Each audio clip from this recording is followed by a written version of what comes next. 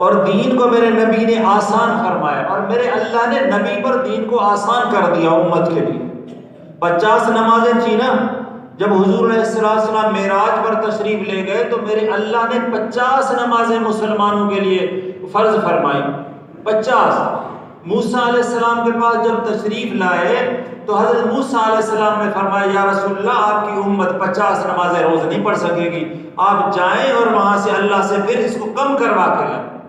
پھر ہر ٹائم پر 10 کم ہوتی گئی، 10 کم ہوتی گئی، اس کے بعد جا کے 10 بچی۔ پھر حضور علیہ السلام حضرت موسیٰ علیہ السلام نے فرمایا اب بھی واپس چلو کہ بھئی یہ مسلمان جو ہمارے سامنے بیٹھے یہ بھی 5 نمازیں ہیں، 10 نہیں پڑھ سکیں گے۔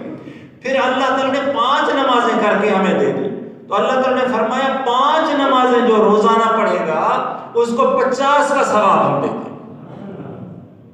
کتنی بڑی بات ہے دوستو، 50 کا ہم ثواب لکھ دیں گے۔ ہم نے فرض تو 50 کی تھی لیکن امت کے لیے تخفیف فرمائی، امت کے لیے آسانی فرمائی۔ موسیٰ علیہ السلام نے فرمایا یا رسول اللہ آپ پھر بھی جائیں اور بھی معافی مانگ کے۔ حضور علیہ السلام نے فرمایا اب مجھے شرم آتی ہے کہ میں اللہ کے سامنے کہوں بس 5 ٹھیک ہے تو 50 کے برابر تو ہو گئی۔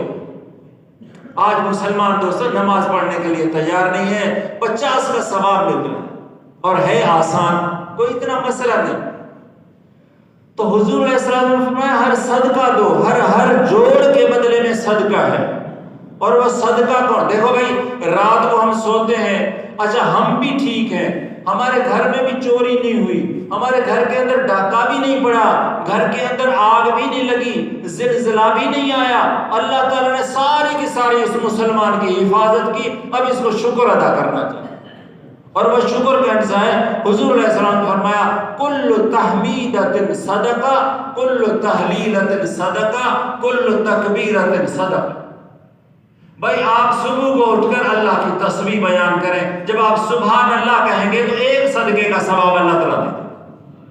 ایک دوستو حدیث ہے، کم و بیش میں ترجمہ کر رہا ہوں اللہ معاف فرمائے، لیکن صبح کو اٹھ کر ہم کیا کرتے ہیں، سب سے پہلے اپنے موبائل کھولیں گے اور پھر وہ اپنے دوستوں کو دیکھیں کس نے چیٹ کی ہوئی ہے کہ نہیں ہے۔ صبح کو 5 بجے اٹھیں، صبح کو 4 بجے اٹھیں، صبح کو 7 بجے اٹھیں، کوئی پرواہ نہیں کہ قرآن مجید درج میں پڑا ہوا ہے، درج میں پڑا ہوا ہے، الماری میں پڑا ہوا ہے، تہجد پڑھنی ہے کہ دوستو نہیں پڑھنی ہے۔ میری امت غافل ہو، میرے نبی کی امت غافل ہو گئی دوستو، تہجد پڑھنا بھلا دیا، قرآن مجید پڑھنا بھلا دیا، حدیث کی کتاب اٹھا کر بھلا دیا، نماز کی کتاب اٹھا کر ہم نے بھلا دیا، اور ہم نے صبح کو آ کر وہی چیز دیکھنی ہے۔ میرے دوست کس کا رات کو پیغام آیا، ہمیں یہ تو پتا چل جاتا ہے دوستو کہ آج سانگڑ میں کون فوت ہوا ہے، کیونکہ میڈیا کا دور ہے نا، لیکن ہمیں اپنا دل جو ہے نا وہ ہمارا اتنا